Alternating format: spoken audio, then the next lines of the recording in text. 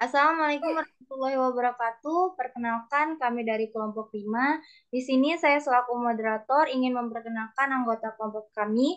Yang pertama ada Agung Akbara, Dengan NPM 22311124 yang kedua dengan Revanza Dwi Al-Hafiz, dengan NPM 22311093 yang ketiga dengan Cynthia Siva Indirasari, dengan NPM 22311117 yang keempat dengan Jessica Caroline, dengan NPM 22311069 yang kelima Liza Septiana Sari, dengan NPM 22311076 dan yang terakhir saya Rizky Angelita dengan NPM 22311070.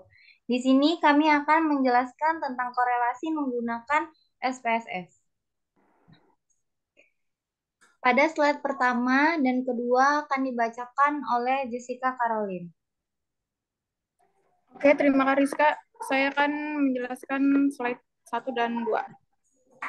Pengenalan tentang korelasi. Korelasi mengacu pada hubungan antara dua variabel. Ini dapat membantu dalam memahami sejauh mana perubahan dalam satu variabel terkait dengan perubahan dalam variabel lainnya. Dalam analisis statistik, korelasi sering digunakan untuk mengevaluasi hubungan antara data. Selanjutnya, konsep dasar korelasi. Yang pertama, korelasi positif versus negatif. Korelasi positif terjadi ketika kenaikan satu variabel berkaitan dengan kenaikan variabel lainnya. Sedangkan korelasi negatif terjadi ketika suatu variabel naik sementara yang lain turun. Selanjutnya yaitu korelasi linear. Korelasi linear terjadi ketika hubungan antara dua variabel dapat dijelaskan dengan garis lurus. Ini menunjukkan adanya hubungan yang kuat antara variabel tersebut. Yang terakhir, korelasi nonlinear. Jenis korelasi di mana relasi antara dua variabel tidak bisa dijelaskan dengan garis lurus, tetapi mungkin mengikuti pola matematis yang lebih kompleks.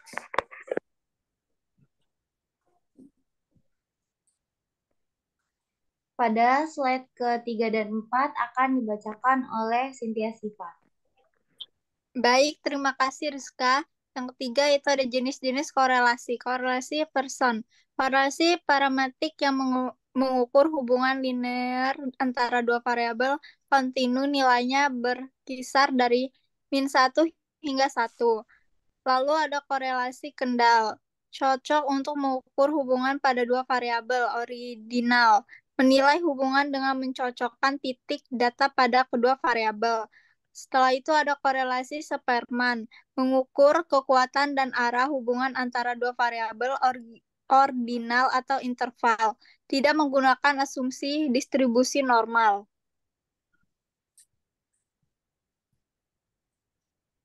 Lalu yang keempat ada interpretasi hasil korelasi. 1. Nilai korelasi. Nilai mendekati 1 atau -1 menunjukkan hubungan yang kuat, sedangkan nilai mendekati 0 menunjukkan hubungan yang lemah. 2. Signifikansi statistik.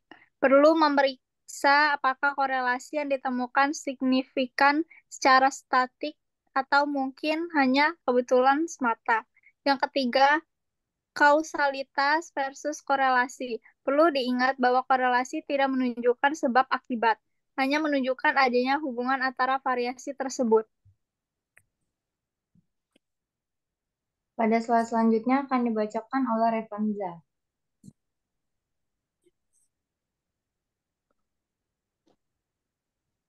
Di sini saya akan menjelaskan langkah-langkah uji korelasi menggunakan SPSS.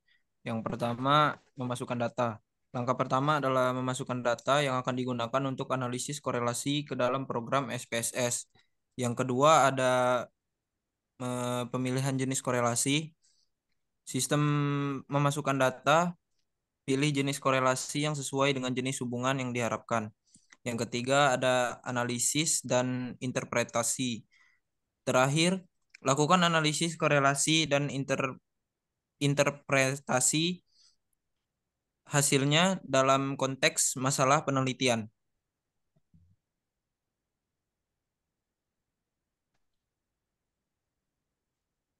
Contoh penggunaan SPSS untuk uji korelasi, yang pertama ada data kuesioner. Data diambil dari serangkaian kuesioner yang menanyakan preferensi konsumen terhadap produk tertentu. Yang kedua ada input data. Data dimasukkan ke dalam perangkat lunak SPSS dengan perincian variabel yang tepat. Yang terakhir ada analisis hasil. Hasil analisis memberikan pemahaman yang lebih dalam tentang preferensi konsumen dan faktor-faktor yang mempengaruhinya. Pada slide selanjutnya akan dibacakan oleh Agung Akbara.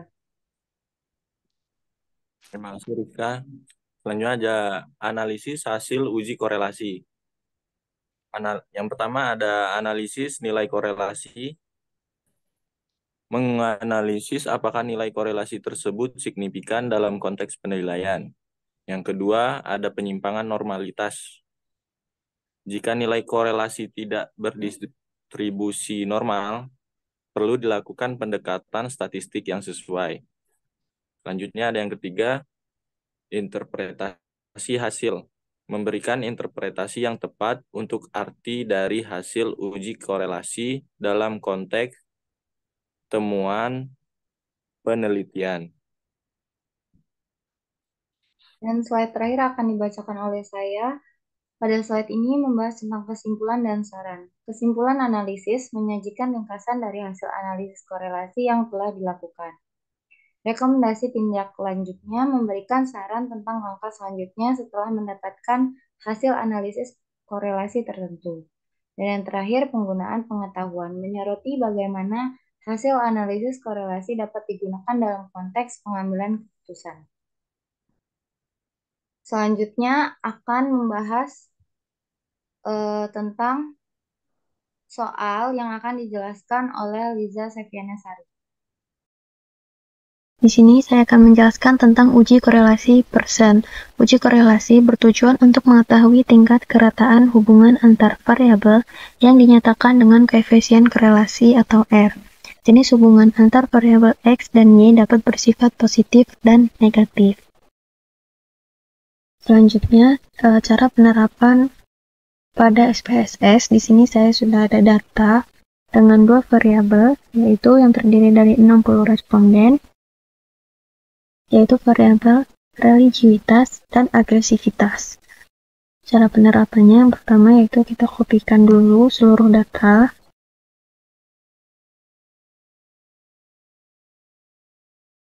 Lalu kita ke SPSS, kita ke data view, lalu kopikan di sini. Kita pastekan di sini.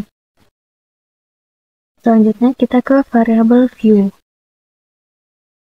Nama variabel ini di baris pertama kita ganti dengan X, dan baris kedua kita ganti dengan Y.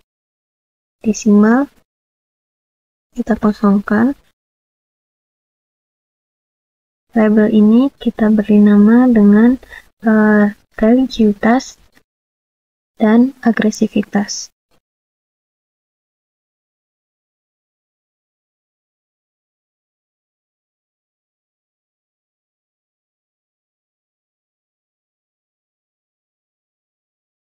Lalu kita ke data view. Selanjutnya untuk uji korelasi kita ke analyze. Lalu ke correlate, kita pilih bivariate. Kita pindahkan dua variabel ini ke sebelah kanan dengan Ctrl+A. Klik panah. Dan pastikan person ini terchecklist, lalu kita klik OK. Nah, setelah itu muncullah tabel hasil korelasi antara variabel X dan Y. Dari sini kita bisa tahu bentuk hubungan, apakah hubungannya itu berbentuk positif atau berbentuk negatif. Sebelum penjelasan berlanjut, kita buka dulu kembali catatan kita pada dasar pengambilan keputusan. Di sini, jika nilai signifikansi kurang dari 0,05 maka berkorelasi atau berhubungan. Dan jika nilai signifikansi lebih dari 0,05 maka tidak berkorelasi atau tidak berhubungan. Perhatikan pada baris kedua, pada sig ini, sig to tail atau signifikat. Untuk religiusitas di sini yaitu signifikasinya yaitu 0,02 dan untuk agresivitas signifikasinya 0,02. Nah, dari sini kita bisa tahu bahwa kedua variabel ini memiliki hubungan atau bisa kita katakan berkorelasi. Dari tabel kita bisa mengetahui bahwa person correlation ataupun nilai korelasinya untuk variabel reliquisitas yaitu 0,390 dan untuk agresivitas juga 0,390. Tapi coba kita lihat tanda minus di depannya itu menandakan bahwa bentuk hubungan antar kedua variabel ini adalah negatif. Seandainya tidak ada tanda minus di depan korelasi ini, itu berarti hubungannya adalah positif. Nah, sekarang kita cek ke pedoman derajat hubungan. Nah, di pedoman derajat hubungan ini, nilai person correlation tersebut yang ada di tabel ini, yaitu 0,390. 0,390 ini masuk pada person correlation, yaitu di korelasi lemah. Jadi 0,39 itu masuk di korelasi lemah, maka kesimpulannya adalah variabel X terhadap variabel Y itu memiliki korelasi dengan derajat hubungannya yaitu korelasi lemah dan bentuk hubungannya adalah negatif. Dan selanjutnya saya akan jelaskan maksud bentuk hubungannya negatif dan positif. Maksud hubungan yang negatif ialah semakin tinggi variabel X, maka semakin rendah variabel Y. Begitu pula sebaliknya. Sedangkan maksud hubungan positif itu sudah dijelaskan tadi, bahwa nilai R-nya itu tidak ada tanda minus.